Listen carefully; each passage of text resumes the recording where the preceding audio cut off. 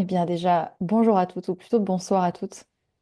Déjà, merci beaucoup d'avoir répondu présente. Je suis très contente de pouvoir parler de vive voix aux personnes qui résonnent déjà avec ce que je partage depuis un moment.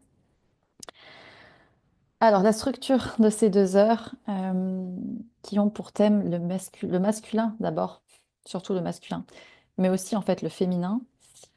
On va déjà je vais un petit peu lancer quelques questions pour voir qu'est-ce qui réagit, qu'est-ce qui vous parle, avec quoi vous êtes venu, pourquoi vous êtes venu, qu'est-ce que vous êtes venu chercher.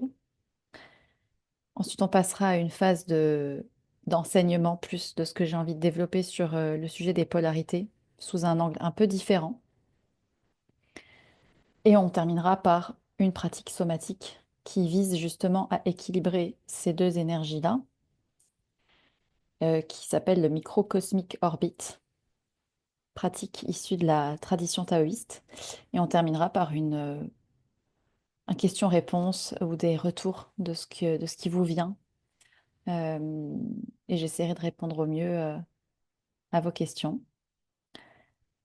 Alors tout d'abord, sachez que vous êtes en sécurité, que ici c'est bienveillance, qu'il n'y a pas de jugement à se porter ou à se dire ah j'ai mal fait ou qu'est-ce qui va mal chez moi. Euh, Ce que je vais développer aussi, c'est en parlant du masculin et du féminin, n'a pas pour vocation à faire une distinction euh, homme-femme, même si évidemment ça a une imbrication dans nos relations. On parle de masculin et de féminin, mais en réalité, ces deux parts-là qui coexistent en nous euh, ne sont pas liées au genre ni à l'orientation sexuelle, mais par un souci de facilité et parce que de manière générale, les femmes ont une partie dominante féminine et les hommes une dominante yang masculine, c'est par souci de facilité. Mais après, chacun est libre de parler de ces deux énergies, de ces deux dynamiques avec le terme qui leur convient. L'autre chose que je voudrais évoquer, c'est que pendant la pratique, il s'agit d'une pratique vraiment douce qui ne nécessite pas de compétences particulières, qui est faisable ou adaptable à notre mode de vie et qu'on peut faire un petit peu tous les jours en conscience. Et la seule chose à vérifier, c'est de savoir si l'une d'entre vous a ses règles en ce moment ou pas. Non, rien à déclarer. Ok. Comme ça, il y aura peut-être une petite chose que je pourrais indiquer de faire et qui n'est pas contre-indiquée pendant les menstruations. Alors déjà, ma première question, vous pouvez réagir sur le chat. Qu'est-ce que vous êtes venu chercher? Pourquoi vous êtes là?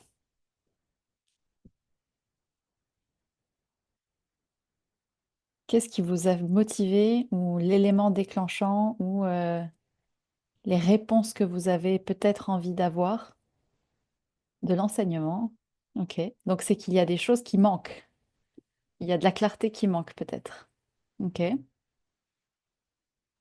En sachant qu'on vient toutes avec une histoire différente vis-à-vis de ce sujet, qui parfois est très flou pour certaines personnes, et c'est OK. Un challenge avec le masculin, comment retrouver l'équilibre. OK? C'est vrai que c'est un sujet dans lequel, enfin, pour lequel on retrouve beaucoup de contenu autour du féminin, avec toute la panoplie de phrases que l'on peut voir, de réveiller son féminin, être dans son féminin, comme si on pouvait être dans l'un et pas dans l'autre. C'est aussi sur ça que j'ai envie d'aller. Le tantra, ok, on en parlera aussi. Euh, et c'est pratique. Alors évidemment, on va pas tout couvrir en 2 heures parce que il y aurait des heures et des heures de discussion autour de ça, mais ça en fait partie. Découvrir de nouveaux angles pour poursuivre son chemin, de découverte sur toi-même et de guérison, approfondir des techniques somatiques. Yes, parfait. Tu es au bon endroit. Alors, avant toute chose, je vais me représenter parce que vous ne me connaissez peut-être pas dans le détail. Euh, Donc, je suis Marie Arnoux. J'ai eu 30 ans cette année, même si c'est pas très intéressant. J'ai une longue histoire que certaines connaissent par bribes. J'ai vécu une bonne partie de ma vie avec l'anorexie, de manière assez grave, avec une peur de vivre en fait, une sensation d'insécurité constant, une agitation permanente, un perfectionnisme exacerbé. Et j'ai fait un travail sur moi depuis mes 17 ans par les thérapies classiques d'analyse du passé, de ressasser des schémas, de la famille, etc., ce qui est nécessaire et très intéressant. Et même si j'avais beaucoup avancé, je sentais comme un manque, comme s'il y avait quelque chose qui restait bloqué. On a toute une histoire avec le masculin, que ce soit par notre famille directe, par nos premières relations avec les hommes, que ce soit par l'image qui est vendue par la société, mais aussi avec le féminin, pour les mêmes raisons. Et j'avais tout un tas de visions de ce que ça devait être et qui ne me parlaient pas et devant lesquelles j'étais bloquée, qui sont entre autres la cause de toutes mes souffrances et de ma sensation d'être à part et d'être en décalage. Et pour autant, une, une profonde envie d'aimer l'autre, l'homme, les femmes, et surtout moi-même. Il y a 1 an et demi, 2 ans, je suis tombée très amoureuse pour la première fois de ma vie. Euh, et j'ai beaucoup souffert aussi parce que j'ai été quittée d'une manière assez difficile. Euh, Sauf que cette fois-là, l'effondrement était tel que je me suis rendu compte que ce que je cherchais dehors était les choses que je n'avais pas à l'intérieur de moi. Et que tout ce qui se réalisait autour était le reflet vraiment de ce qui continuait d'être à l'intérieur. Et c'est à ce moment-là que j'ai découvert les polarités. Euh, Au-delà de ça, j'avais déjà un podcast depuis plusieurs années. Je travaillais dans le milieu de la santé euh, en tant que rédactrice, consultante de la communication, de l'intimité. Ça faisait des années que j'écrivais sur ce sujet-là. Et en fait, avec cette rupture, je me suis retrouvée tellement confrontée à la mort à l'intérieur, vraiment, que ça a été le point de départ d'une espèce de réveil en découvrant les polarités, en approfondissant le sujet du tantra, qui était une vision qui me correspondait parfaitement parce qu'elle redonne son pouvoir à l'humain de s'auto-guérir. Au lieu de voilà, recourir à des outils tout le temps extérieurs, d'adopter un dogme en particulier ou une religion, de se rendre compte qu'on a cette religion à l'intérieur de nous et qu'on a un petit peu le- le- le- la matérialisation physique du divin. Ce qu'ils appellent le divin dans le tantra, mais que d'autres pourraient appeler l'univers, la source. Voilà, chacun après le terme qui lui convient. Après, il s'est passé énormément de choses au fil de cette guérison d'un cœur brisé. Euh, et j'ai quitté le salariat parce que tout s'est enchaîné en fait. Il y a eu une espèce de déclic qui se faisait les uns après les autres au fur et à mesure que les blocages étaient libérés dans le corps, notamment par le travail des polarités. Pas en tant que je travaille sur mes polarités, mais parce que je commençais à cerner en fait toutes les imbrications entre les polarités féminines, masculines ou les parts féminines et masculines et les blessures inhérentes à l'enfance, euh, les styles d'attachement, les mécaniques relationnelles ou professionnelles, ce qui est exactement les mêmes. Et c'est comme s'il y avait un tableau qui se dressait et que petit à petit, j'avançais sur ce travail de féminin-masculin aussi. Et au-delà de ça, je me suis formée du coup pour accompagner à mon tour, donc que ce soit en mémoire traumatique, en psychotrauma, en travail de l'ombre, et évidemment à toutes ces pratiques-là qui englobent le travail corporel par la respiration, par différentes pratiques en réalité qui visent toutes à libérer les blocages émotionnels dans le corps qui résultent de traumas familiaux, générationnels, sociétaux. Donc voilà un petit peu le pourquoi du comment j'en suis arrivée là. Et pour revenir sur le sujet des polarités, il faut bien comprendre que le féminin et le masculin coexistent à chaque instant, que l'un ne peut exister sans l'autre et qu'ils sont interdépendants en nous et dans nos relations, dans nos interactions. Le féminin est aussi appelé Shakti en Inde et le masculin Shiva pour le masculin. Donc voilà, ça c'est la dénomination selon le Tantra en Inde. Dans les textes, il est représenté par Shiva, la conscience stable qui ne bouge pas, qui est concentrée, et Shakti qui danse autour, sous la forme d'une figure féminine. Il y a tout un tas de textes autour de leur rencontre, de l'histoire, de comment ils sont arrivés sur Terre. Donc ça, c'est issu des textes tantriques.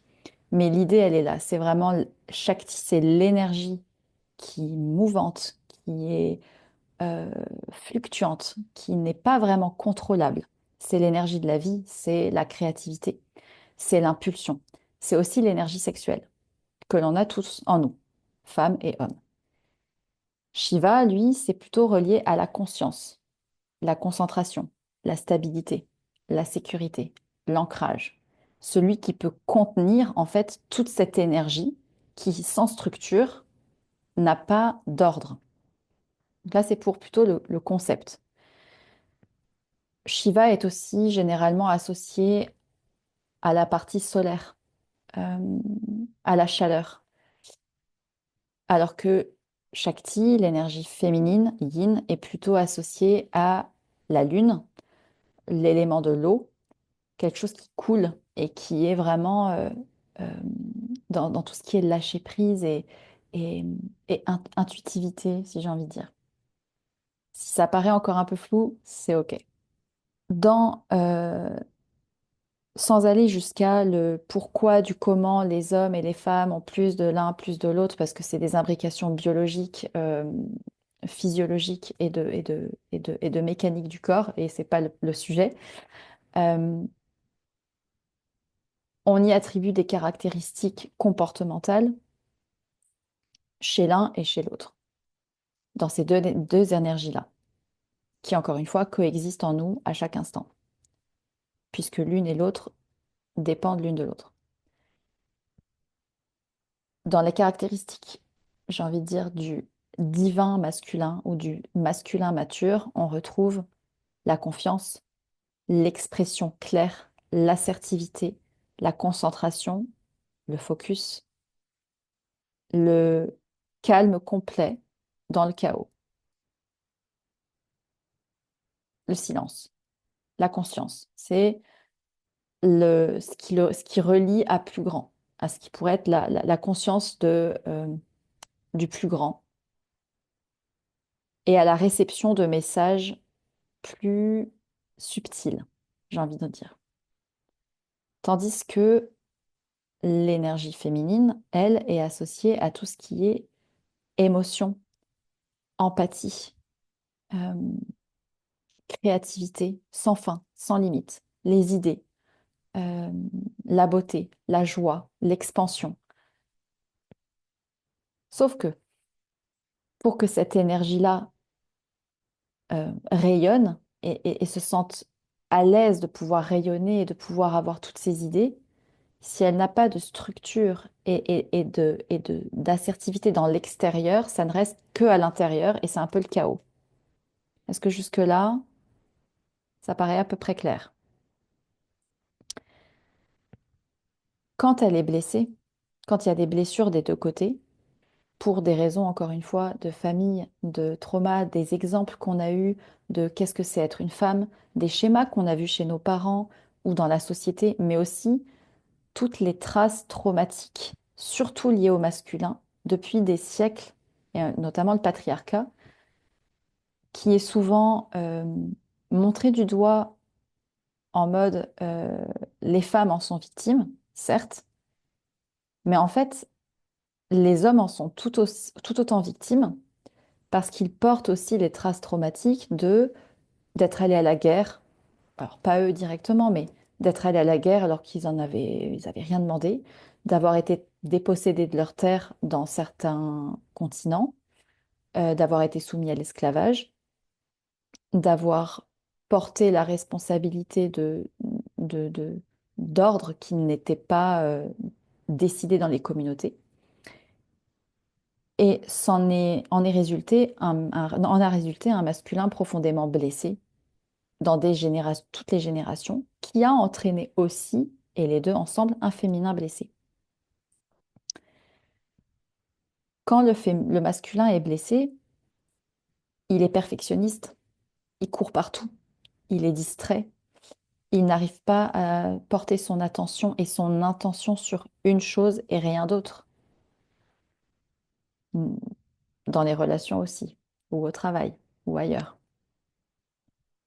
En résonance de ça, pas en voie de conséquence, mais parce que c'est toujours l'un et l'autre liés, on a un féminin qui est aussi blessé, en résonance aussi de ça, les deux ensemble. Un féminin blessé, il cherche l'attention, il demande à être sauvé, il manipule, il est un peu passif-agressif. Quand je dis il, c'est parce que voilà, c'est la part féminine. Ça va être euh, d'être dans la codépendance, dans la dépendance, d'avoir besoin d'être sauvé, d'être validé, d'être rassuré. Euh, Et plus ce féminin-là est blessé de cette manière-là, plus le masculin en face évite, fuit, ne veut pas s'en occuper, parce il n'a déjà pas cet ancrage-là, lui, mais parce qu'il a aussi un féminin blessé, peut-être à l'intérieur aussi. Et donc ces deux dynamiques-là coexistent toujours à l'intérieur de nous. Pour vous donner un exemple, c'est un cas souvent qui est présent aujourd'hui dans la société, c'est qu'on court beaucoup tous. On est tous submergés d'informations, on a énormément de mal à faire le tri. C'est aussi la résultante d'un masculin blessé à l'échelle globale, avec peu de place pour le féminin, le repos, l'écoute des sensations, etc. Donc nous, en tant que femmes, qui nous sentons globalement mieux quand on est dans cet état de lâcher prise, d'écoute du corps, des émotions, on est contraintes par nous-mêmes déjà à suivre ce rythme, mais aussi par nos blessures, d'être agité, de vouloir faire plus, de se forcer, de repousser nos limites, parce que à l'intérieur, on veut aussi prouver qu'on est assez. On a ce masculin parfois qui est un peu en mode allez, vas-y, plus, plus. Et à l'intérieur, notre féminin, il est en mode mais tu m'écoutes pas? J'ai besoin de calme, j'ai besoin que tu m'écoutes. Et plus on réprime cette part-là, parce que l'autre n'arrive pas à rester calme et ancré et à dire, OK, je t'écoute et je prends soin de toi, notre part qui veut se rebeller et qui est fatiguée va s'agiter, avoir du stress, être coupée de ses sensations, se sentir vide, se sentir froide, frigide, avec moins de plaisir, avec peut-être des sensations coupées, une sensibilité qui perd de sa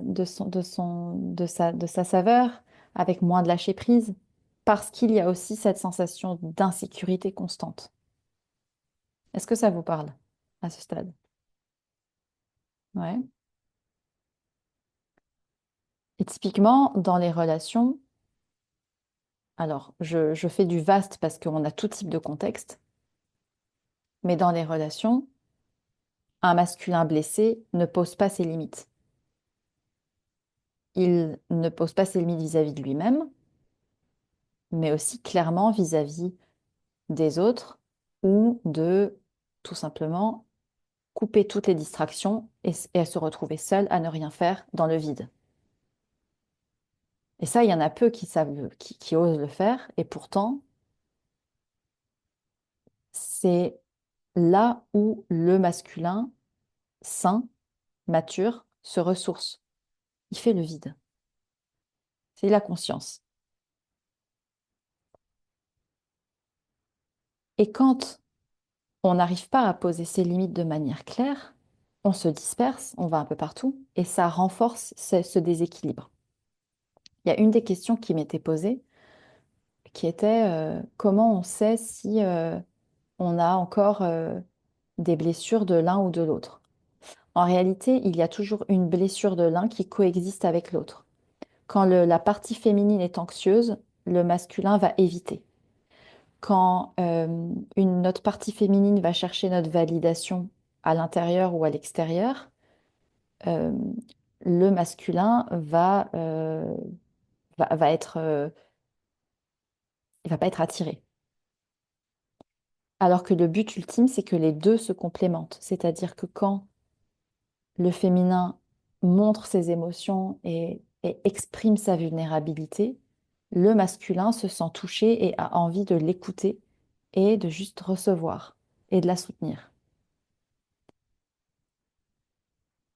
Je parlais dans un de mes posts de pénétrer le monde en parlant du masculin. Et c'est typiquement ça, le masculin pénètre à l'extérieur, mais pénètre aussi le féminin, à condition que ce féminin s'ouvre et fasse confiance au masculin, parce qu'elle a aussi cette capacité à l'intérieur de lâcher prise féminin, et aussi de sécurité, de je suis OK avec le fait de contenir, parce que j'arrive déjà à moi me contenir, moi, mes émotions, mes sensations, à ne pas projeter sur l'autre, à ne pas demander à être sauvé ou à être validé, à juste partager, et même si ça n'est pas validé, approuvé, je suis quand même bien.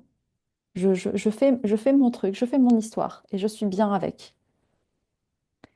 Et c'est aussi pour ça que tout le travail que je défends, c'est cette idée d'union intérieure, puisque étant donné que toutes nos interactions dans le professionnel, dans les relations, dans le quotidien, sont un reflet, mais précis de l'état, du niveau où on en est de conscience et de soi, on voit en temps réel ce qui se passe dans la relation ou ce que je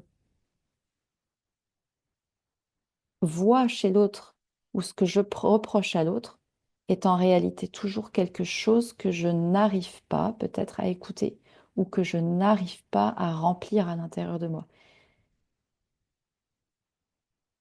Et ça, c'est assez difficile à admettre, mais c'est cette idée de responsabilité qui est aussi une des caractéristiques matures du masculin d'ailleurs, c'est de toujours se rappeler qu'à chaque instant, nous créons les situations auxquelles nous faisons face. Je vais prendre un exemple plus concret qui m'est arrivé, peut-être que ça vous parlera, notamment avec des femmes. Euh, des femmes qui avaient un très fort lâcher-prise, très fort féminin, très doué, entre guillemets, à être dans le côté passif, réceptif, j'accueille. Et moi qui avais une dynamique où c'était ça qui était pour moi difficile, et où par contre moi j'étais beaucoup plus OK, on y va, un peu trop. En face, parfois ça les triggerait, ça les effrayait un peu. Là où moi j'avais envie de leur apporter des choses, genre les soutenir, comme un masculin qui soutient le féminin, à pas mal de moments, j'arrive à basculer dans ce masculin pour soutenir du féminin qui en a besoin. Et en fait, ça les repoussait. Et ça me retombait dessus, entre guillemets, de tu m'envahis. Et c'était hyper intéressant à voir parce que cette présence masculine de la part masculine que j'avais était trop pour elle parce qu'elle ne pouvait pas le tolérer pour des raisons de masculin blessé, peut-être de féminin blessé, etc. Mais comme j'étais aussi responsable de ça, j'arrive à remettre en perspective la situation, de me dire à quel moment j'ai eu cette part peut-être un peu blessée du masculin qui voulait prouver être assez pour l'autre. Et donc, c'est toujours très intéressant de regarder dans l'extérieur et dans même le professionnel comment on arrive à dire non sans se justifier, comment on arrive à observer ce qui se passe pour se remettre à quel endroit vis-à-vis de moi-même, c'est quelque chose que je n'écoute pas ou que je ne fais pas vis-à-vis de moi. Et comme je disais, une des blessures du masculin, c'est de se précipiter. Et notamment dans la sexualité, c'est quand même quelque chose que l'on voit souvent chez les hommes, d'aller vite, plus vite, plus vite, plus vite, parce que à l'intérieur, ils n'ont pas cette sécurité non plus. Et donc vite, vite, je vais prouver, je suis plus fort, je vais plus vite. Sauf que nous, en face, en général, la part féminine, elle a besoin de temps, elle a besoin de se sentir en confiance, de savoir qu'elle peut compter sur l'autre, qu'il est stable, qu'elle qui tient la situation. Là, je pense que dans le sexe, ça peut nous parler. Et quand on fait face à un homme qui se précipite, qui va vite, qui... Hey, mon corps entier demande du temps pour se réveiller. Et donc, nous, ça nous rejette, ça nous repousse. Mais si on attire ce type d'homme, ce type d'homme-là, c'est aussi une invitation à est-ce que moi, ma part masculine me laisse du temps que je ressente tout ce qui se passe dans ma vie, mon corps, etc. Et donc là, on se dit, on repense à toutes ces fois, mais est-ce que je prends le temps vraiment de ralentir?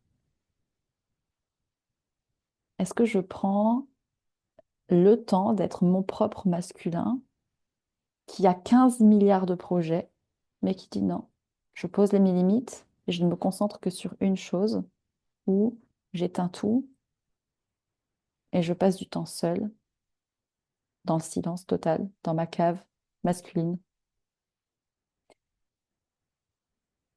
Et comme on a aussi ce reflet permanent et que j'ai pu tester depuis 2 ans l'évolution de mes rencontres, les hommes qui m'attirent désormais ne sont plus du tout les mêmes.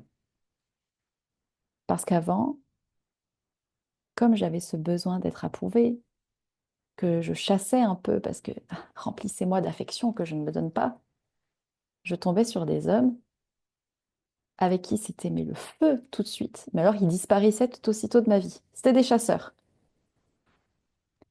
Et désormais, quand je vais en soirée, je ne les vois plus. Les hommes que je repérais avant, bah, je les vois plus. Et comme il y en a beaucoup des hommes qui sont un peu dans ce côté chasse, bah, j'en vois plus beaucoup qui m'intéressent. Mais par contre, ceux qui m'intéressent ou qui attirent mon regard, ce sont toujours des hommes qui sont hyper calmes, posés. Et souvent, une fois que je les ai remarqués, je remarque que derrière, bah, c'est qu'ils ont une copine. Oui, parce qu'ils dégagent un truc hyper safe en fait. Parce que je suis maintenant attirée par de la sécurité et pas du fuis-moi, je te suis, je te donne, je repars. Parce que inconsciemment, quand on a ces blessures, c'est ce qu'on cherche en fait. Et ça, c'est relou parce que bah, on se dit, bah, idéalement, on veut la relation, mais si on l'avait, le truc safe, etc., déjà, on ne l'attire pas parce que les hommes safe, secure, qui ont tout ça à donner, énergétiquement, ils ne peuvent pas se connecter avec des parts blessées.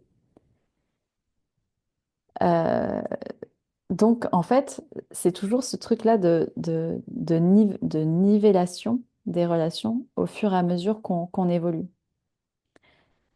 Et parfois, quand il y a déjà la relation en place et qu'il y a des mécaniques qui sont dysfonctionnelles entre les deux, mais que l'un des deux prend conscience de ce qui se passe et veut vraiment élever la relation, si j'ai envie de dire, pour en profiter au mieux de de cette connexion qui peut être vraiment puissante,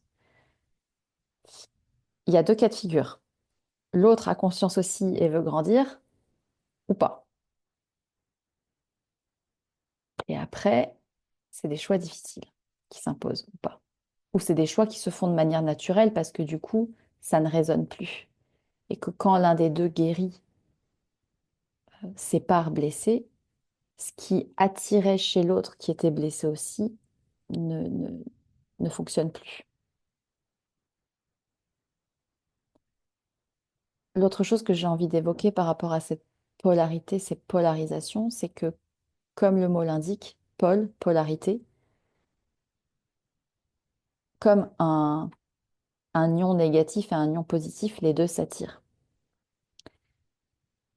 Et donc parfois, dans un couple hétérosexuel, parce que là c'est ce que je connais et je pense que c'est ce sur quoi vous êtes concerné, en tant que femme, parfois, notamment par nos obligations professionnelles ou de rythme de vie, on est obligé d'être un peu plus dans ce côté masculin de j'y vais, je structure, je fais mon taf, peut-être que j'ai ma boîte, peut-être que j'ai des projets importants qui font que je suis un peu je suis plus dans ce côté, voilà, danser avec ses émotions et son corps. Quand notre part masculine prend le dessus, c'est aussi OK que l'homme en face prenne sa part féminine parce qu'il a aussi des besoins féminins d'être écouté, d'être soutenu, d'être entendu, de ressentir ses émotions.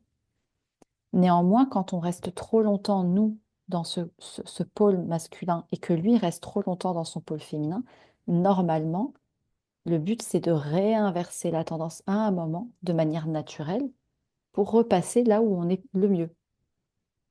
Mais on peut basculer de l'un et à l'autre, c'est OK. Et même dans la sexualité, c'est tout à fait possible en tant que femme, à un moment donné, d'être celle qui maîtrise la situation et qui peut être dans le rôle de je donne et l'autre reçoit.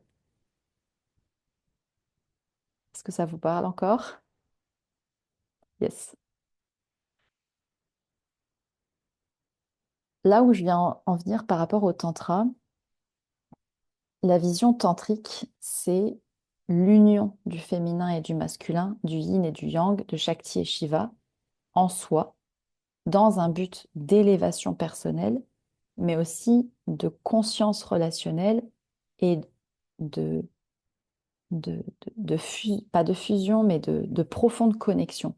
Parce que plus à l'intérieur on est conscient, connecté, à l'écoute de nos sensations corporelles, émotionnelles, tout, tout, tout ce que l'on est, plus on a la capacité à être à l'écoute des sensations de l'autre, à lui donner, pas pour prendre, mais à donner d'une manière généreuse et à recevoir le meilleur. Et le but du tantra par les pratiques somatiques, respiratoires, énergétiques, tout ce plan-là, mais aussi d'auto-observation, c'est de créer des connexions d'amour, d'amour de soi et d'amour envers l'autre, détaché de ces projections, de ces attentes de je te donne, donc je reçois, de cette notion de transaction, de parce que j'ai fait ça, alors tu me dois ça, ce qui n'est pas facile. Certains parlent d'amour inconditionnel. Je trouve que c'est un terme complexe.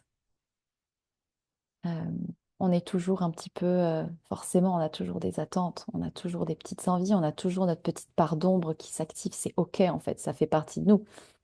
On ne peut pas être que lumière et ange et divinité. Mais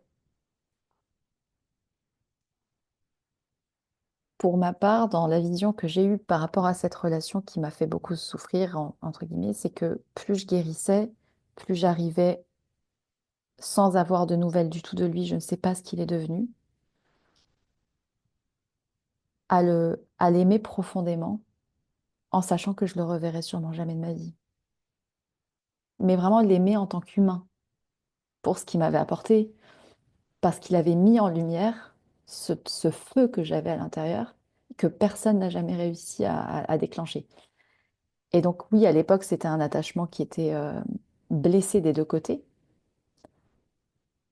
mais à certains moments, des moments un petit peu de magie, de pratique que je fais ou autre, je repense à lui et j'arrive à vraiment l'aimer de manière inconditionnelle. C'est un beau humain, une belle âme. Mais on est souvent rattrapé par nos petites attentes et nos petites projections à chacun. Donc voilà, c'est un petit peu la partie détachement. Euh, Là où je trouve que le tantra est intéressant aussi, et l'union intérieure, c'est dans le milieu professionnel, parce que pour moi, tout est relation. Les relations que l'on a au travail sont assez révélatrices d'ailleurs de où on en est avec nous-mêmes, comment on arrive à poser nos limites, comment on arrive à quitter des environnements qui ne nous servent plus, comment on arrive à imposer notre vérité au risque que ça déplaise.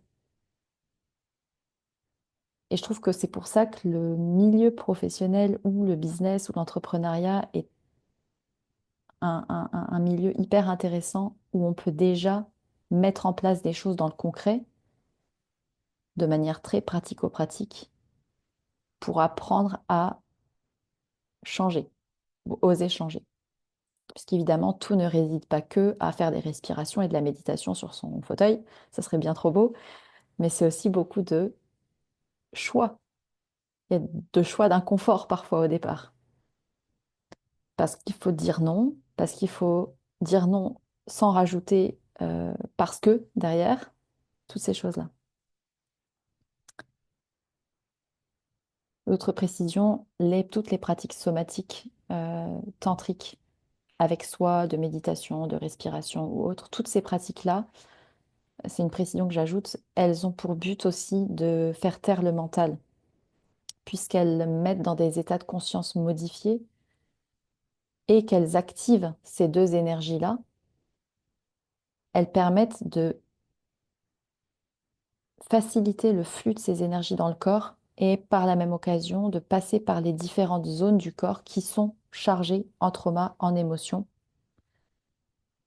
à différents niveaux. Euh,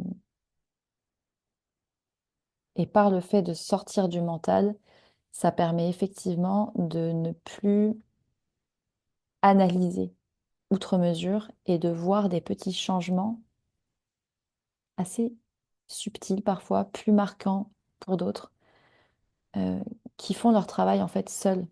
Là où je trouve qu'il y a parfois des limites dans la simple analyse intellectuelle d'une situation. Plus on soigne son féminin, plus on soigne sa capacité à accepter ses émotions, ses sensations, sa créativité, ses idées, plus on assume qui on est, plus on développe cette ouverture, plus on va devoir avoir un masculin intérieur de fou. Parce que plus on a cette capacité à ressentir, plus on doit développer cette capacité à contenir. Plus on a des idées et de la créativité, plus on a besoin d'une structure et d'une assertivité et de clarté pour les sortir à l'extérieur, sans que ça soit chaotique. Et plus on a besoin d'un homme, d'homme, capable de contenir tout ça. Ce qui ne rend pas le travail plus facile de la rencontre.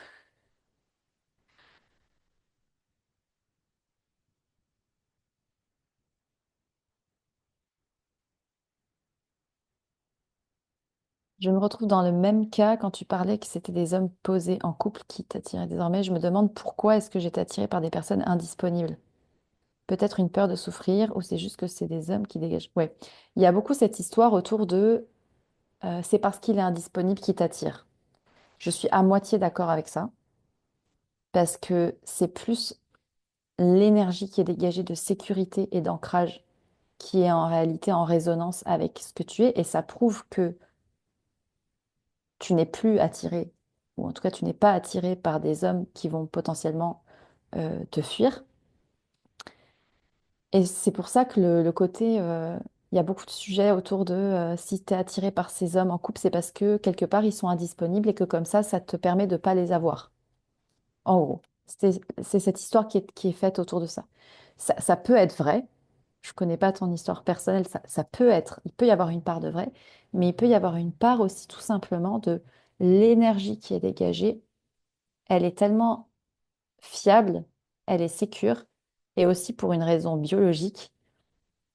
En tant que femme, biologiquement, qu'on le veuille ou non, on est appelé par la sécurité dans un but de d'être sûr que si on crée la vie, ben, on a l'assurance de quelqu'un qui nous protège parce que voilà, il y a encore des siècles, il valait mieux d'avoir quelqu'un de sécure pendant qu'on était en train de couver. Et donc, d'une manière biologique et énergétique, tu résonnes aussi avec des hommes qui dégagent cette chose-là parce que ils ont ça envers une autre femme. Et donc, il y a quelque part un truc inconscient de, OK, c'est une valeur sûre, il l'a fait chez elle, c'est bon, je peux y aller. Il y a aussi tout un discours autour de, il n'y a pas beaucoup d'hommes matures.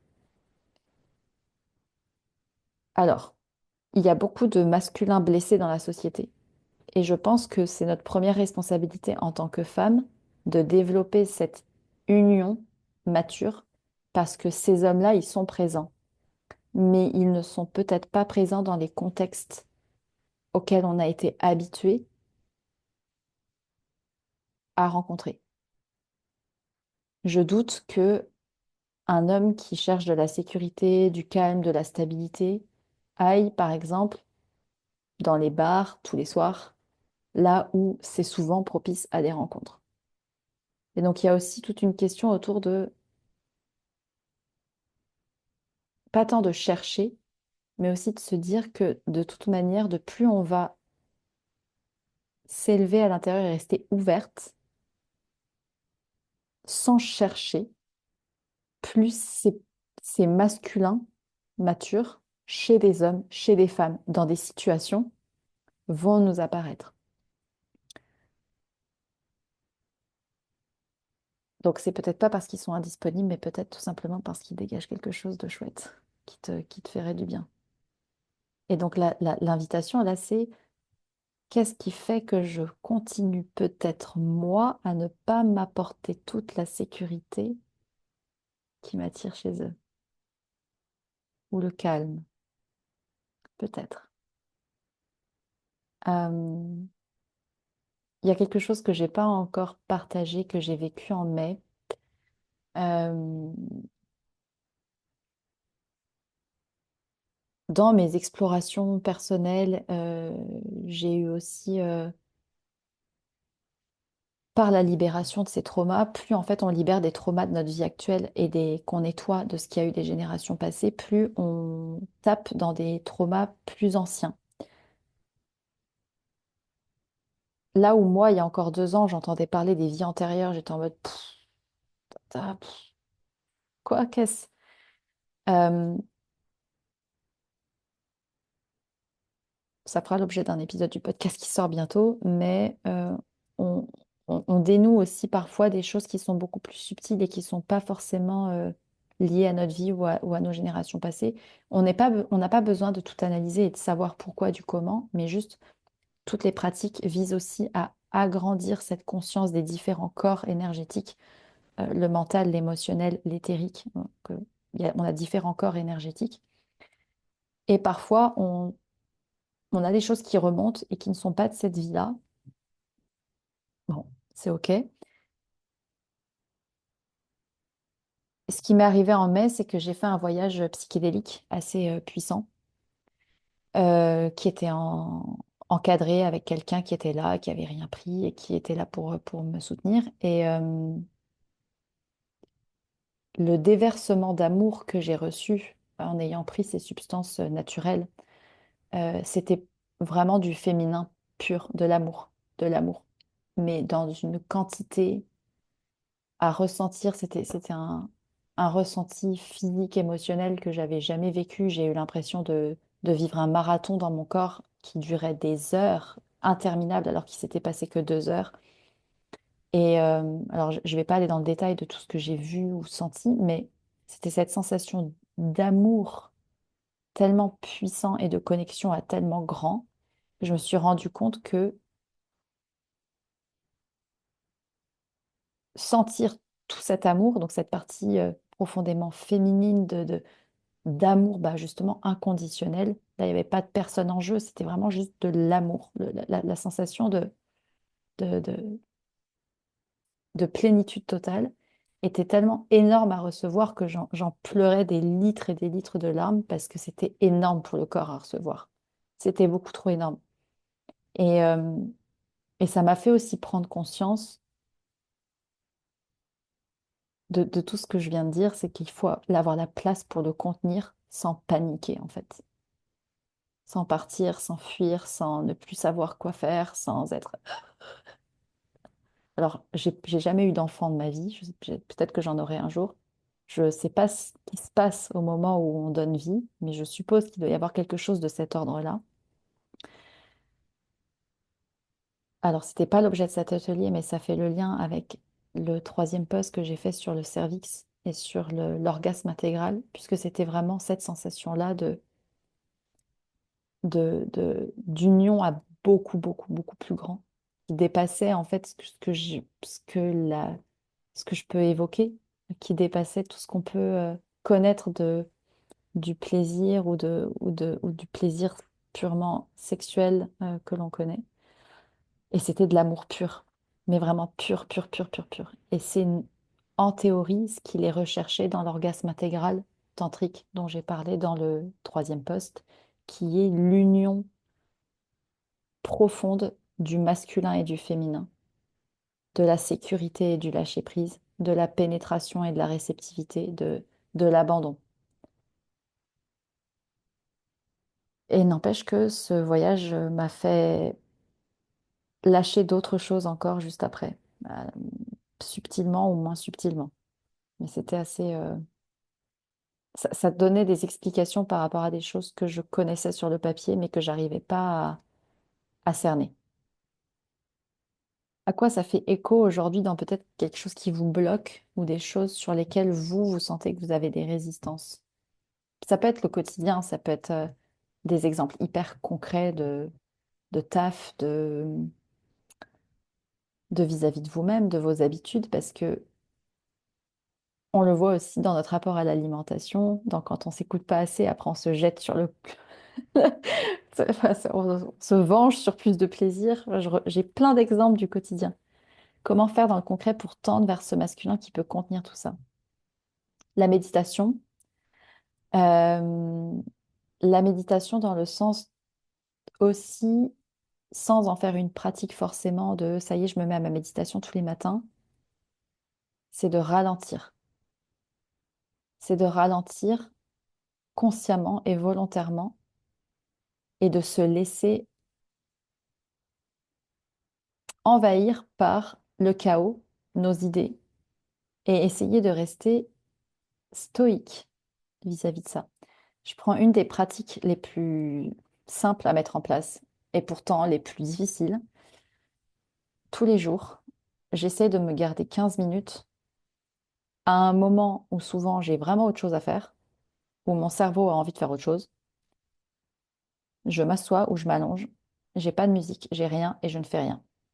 Je m'endors pas, je médite pas, je me concentre pas sur ma respiration ou sur mon corps ou quoi qu'est-ce parce que ça serait une manière de diriger l'attention. Et j'essaye vraiment de le vide. Et ça, non seulement ça fait énormément de bien en fait, mais ça permet souvent de faire relâcher ce besoin de je vais être dans le plus. Comment faire dans le concret pour tendre vers ce masculin qui peut contenir, c'est d'être à l'écoute de son féminin à chaque instant et d'écouter sans essayer de trouver une solution, sans essayer de sauver. C'est-à-dire que par exemple, à des moments, on peut avoir des angoisses, on peut avoir des petits pics de stress pour plein de raisons différentes. Le masculin en nous, il va être là en mode, je te tiens dans mes bras, je te serre, et c'est OK, tout va bien. Ça peut être très intérieur comme mécanique. Ça peut être dans le fait de, ben, j'annule ce que j'avais prévu de faire et en fait, non, je vais prendre du temps pour moi, je vais aller prendre une douche chaude et juste, je vais pleurer. Je vais me laisser pleurer. D'ailleurs, on remarque ça dans les relations hommes-femmes. Une femme qui se met à pleurer, à s'effondrer en larmes, etc. Beaucoup d'hommes qui se sentent qu'est-ce que je fais avec tout ça? Ils vont essayer de tout de suite, non, mais non, je vais te trouver une solution, mais enfin, il n'y a pas de raison, pourquoi tu pleures, etc. Par exemple. Eh bien, nous-mêmes, notre masculin, en tant que féminin, on a juste envie qu'il nous serre dans nos bras et qu'il dise ça va aller, je te cajole, je te réconforte et je te cherche pas des solutions. En fait, j'ai juste envie, laisse-moi pleurer, hein. Laisse-moi pleurer. Ben, au quotidien, c'est ça. C'est accepter ces émotions sans essayer de les réprimer, de les solutionner, de les étouffer, de les contrôler. Parce que plus on va essayer de contrôler, réprimer, étouffer, faire rentrer dans chute, plus notre féminin va être mal. Et encore une fois, c'est toujours cette danse entre l'un et l'autre. Euh, donc contenir tout ça, l'acceptation, le réconfort de soi-même en fait, sans essayer, et c'est très dur de chercher à tout de suite avoir des solutions extérieures. Je vais lire un truc pour avoir des réponses. Je vais demander de l'aide à mon mec, mon supérieur, mon machin. Je vais d'abord essayer de ressentir et d'accepter tout ce qu'il y a à l'intérieur et de me rappeler que tout va bien. J'ai le droit. Je suis là. Est-ce que ça fait écho peut-être, Charlène, à quelque chose dans ton quotidien? Ouais.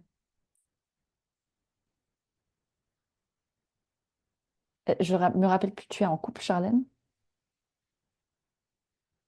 Ouais. Ok.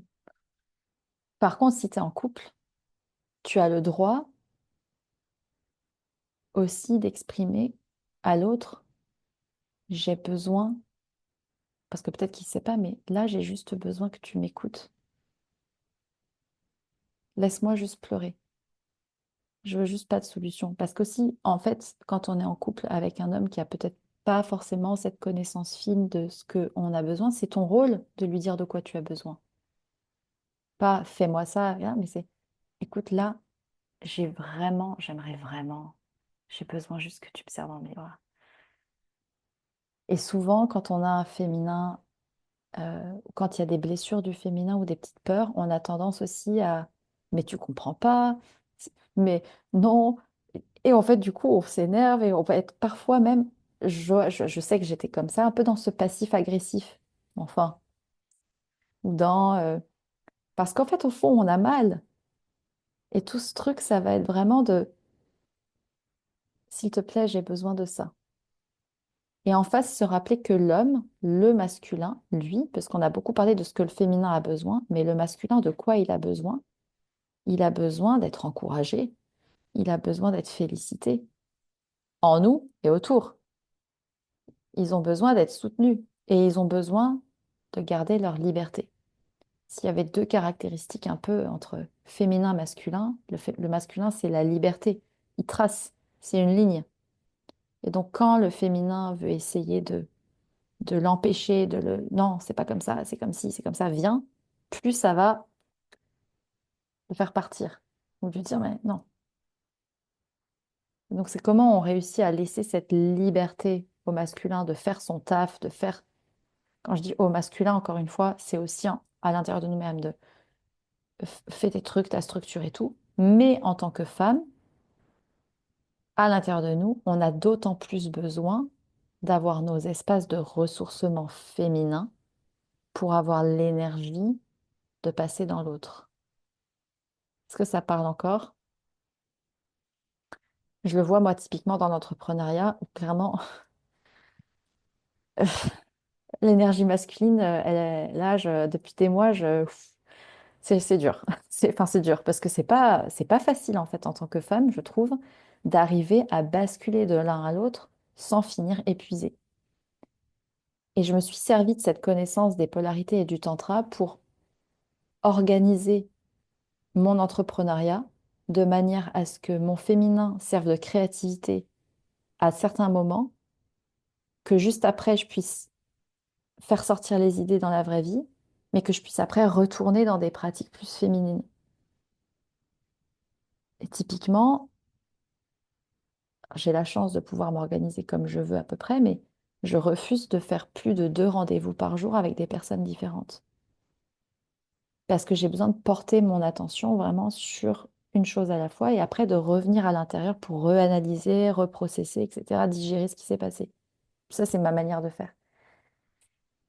Et du coup, même en tant que salarié, c'est comment on arrive à instaurer des petites choses, des petites habitudes dans le concret pour poser nos limites, pour faire de l'espace, pour avoir de quoi redescendre et être à nouveau reconnecté à son corps et à ses sensations. Et ça peut être des petites choses de 5 minutes, des petits détails, des petites habitudes avec son téléphone, son mail, ses notifs, avec quel trajet on prend, quelles pratiques sportives on fait à côté, ou méditatives, ou de danse, ou autre. Donc c'est vraiment aussi, je trouve ça intéressant de comment nous-mêmes on peut, au-delà de faire de la méditation, adapter notre vie moderne à cette connaissance fine de nos besoins émotionnels, énergétiques et autres, pour éviter justement d'être coupée, d'être fatiguée, d'être anxieuse et tout après les petites tendances que l'on a de manière naturelle qui peuvent se réactiver si on n'écoute pas assez. Et ça se manifeste souvent, un féminin qui n'est pas assez écouté, qui n'est pas assez régulé, ça se manifeste par une sensation de burn-out et d'anxiété, de surmenage, qui est assez fréquent. Un peu, un peu, je vois Charles.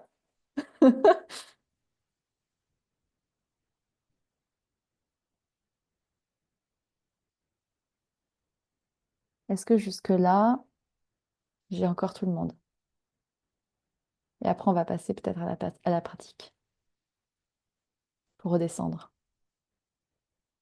Est-ce que la relation de couple peut permettre d'évoluer, de guérir des parts blessées de manière inconsciente, y compris lorsque l'homme ne travaille pas sur lui-même? Oui, oui, je pense sincèrement. Alors, ça dépend de quel type d'homme, comment est la relation, mais forcément, dès lors qu'il y a relation à l'autre,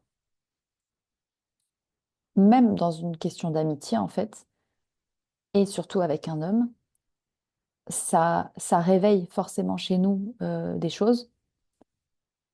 Et si toi, tu as conscience, peut-être plus que lui, de ce qui se passe, tu vas être peut-être plus à même de réorienter, de te réorienter ou de te repositionner, mais aussi parfois parce que tout simplement l'énergie masculine d'un homme ne remplacera jamais notre propre énergie masculine en fait. Et que sa dynamique, sa manière d'être de manière naturelle, alors je ne connais pas s'il y a un cas, s'il y a un homme en particulier, je peux pas dire, mais chez certains hommes qui ont quand même cette nature aussi plus présente que nous, ça nous apporte des choses qui peuvent nous aider, par exemple, à plus nous ouvrir, si c'était ça dont on avait du mal, à peut-être plus petit à petit plus faire confiance. Néanmoins, c'est aussi important de savoir que si cet homme il disparaît et qu'il est plus là, de, de quand même réussir aussi à s'apporter ce qu'on venait chercher chez l'autre, pour ne pas qu'il vienne en fait comme un sauveur de ce qu'on n'arrive pas à remplir d'abord soi-même. Euh, je prends l'exemple de Pierre parce que pour le coup, l'amitié avec Pierre, avec qui j'ai le podcast Les mots, c'est bien beau, ça a été une relation qui m'a profondément aidée pour ma partie féminine, qui était vraiment blessée, qui avait jamais été écoutée, qui avait jamais été entendue et qui avait peur du masculin. Et il m'a offert un espace où j'ai pu vraiment faire confiance et apprendre à ce que c'était la sécurité d'un homme. Par contre, pour ma partie masculine, c'est un gros travail. Et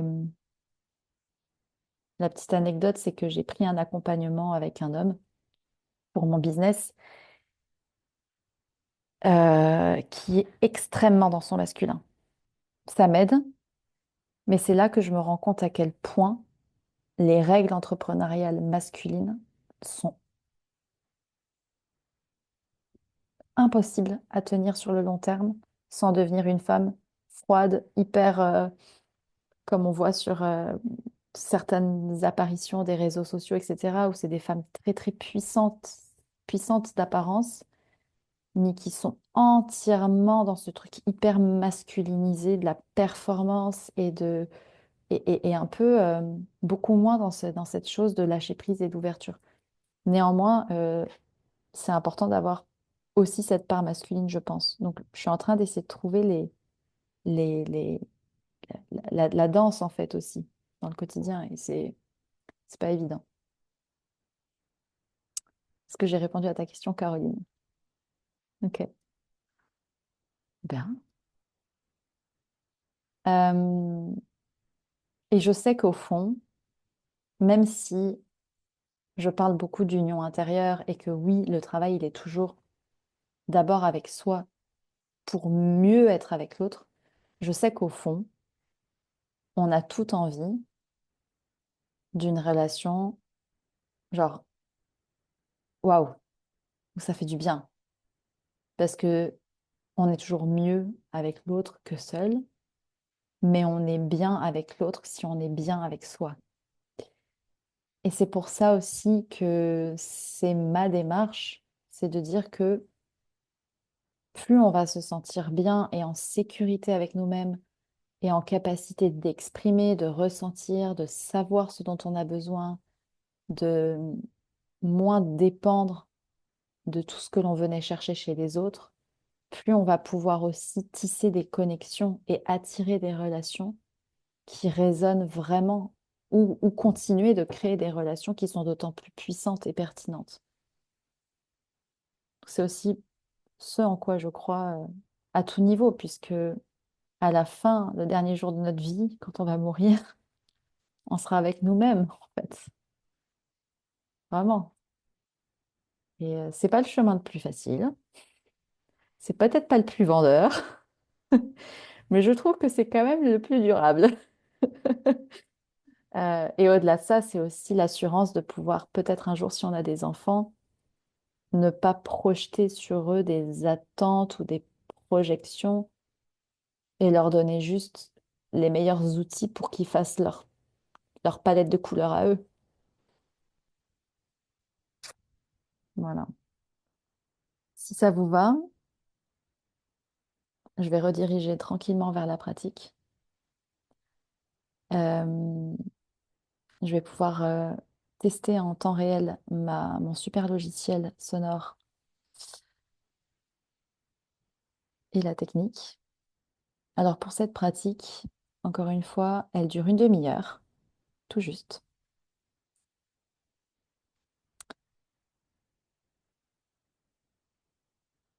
Et elle a pour but justement d'activer ce flux d'énergie féminine Shakti et d'énergie masculine Shiva